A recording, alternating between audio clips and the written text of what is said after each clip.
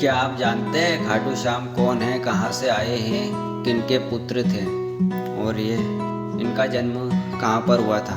चलिए तो आपको बता देते हैं और महाभारत की गाथा में लेकर चलते हैं। तो यह है द्वापर युग की शुरुआत होती है महाभारत से। जो खाटू श्याम के नाम से जाने जाते हैं, इनका नाम है बर्बरीक। इनका जन्म राजस्थान में हुआ और असल में भीम के पुत्र घटोत्कच और घटोत्कच के पुत्र ये बर्बरीक खाटू श्याम जी है, जो पूरे भारत में खाटू श्याम के नाम से जाने जाते हैं। और इनको बहुत सिद्धियाँ प्राप्त थी, यहाँ तक कि इन्होंने शिव जी को मनाकर इन्होंने 3 बाण अर्पण किए। इनका नाम तभी से 3 बाणधारी रखा गया था। परंतु जब महाभारत होने जा रहा था और परिवार से परिवार ये आपस में टकराते जा रहे थे, तब महाभारत में दोनों परिवारों ने अलग अलग शूरवीर चुने थे। और जो ये बर्बरीक खाटू श्याम जी है, ये सिर्फ उन्हीं के साथ रहना चाहते थे जो कि हारता है और जो ज़रूर हारता है युद्ध में, चाहे किसी में भी। ये सिर्फ हार वालों के साथ में ही रहते थे। तब कृष्ण भगवान को पता चला कि ये जो बर्बरीक है ये सिर्फ हारे हुए व्यक्ति के साथ ही खड़े होंगे।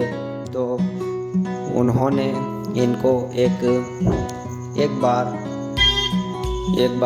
के पश्चात इनसे बोला कि तुम महाभारत को कितने दिनों में समाप्त कर सकते हो और कितने दिन तक रख सकते हो। तो इन्होंने कहा कि मैं सिर्फ पल भर 3 बाणों से ही महाभारत को खत्म कर सकता हूँ और 3 बाणों से महाभारत, 1 बाण से, 3 बाणों से ही महाभारत को समाप्त कर सकता हूँ। तब जाकर श्री कृष्ण ने इनको एक पास में पेड़ खड़ा हुआ था, उस पेड़ के पास में गए और इन्हों से बोला कि इस पेड़ के जितने भी पत्ते सबको छेद कर दिखाओ।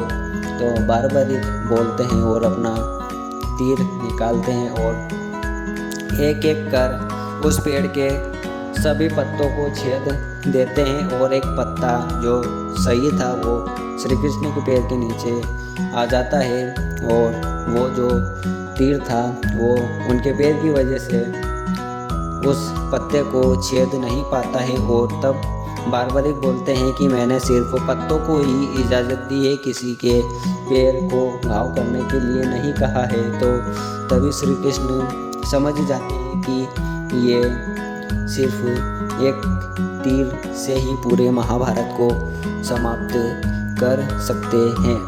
तब जाकर सभी जो पांडव थे सभी को पता चला कि ये एक तीर से ही महाभारत को समाप्त कर सकते हैं। और ये ऐसा कृष्ण होना नहीं चाहते थे कि एक ही बार में पूरी महाभारत समाप्त हो और किसी को उसके कार्य और जिन्होंने कुछ अलग शब्द बोले हैं और इन्होंने किसी को पीड़ा दी है वो इतनी जल्द अमर हो सके, वो इस त्रेता युग द्वापर युग से जा सके।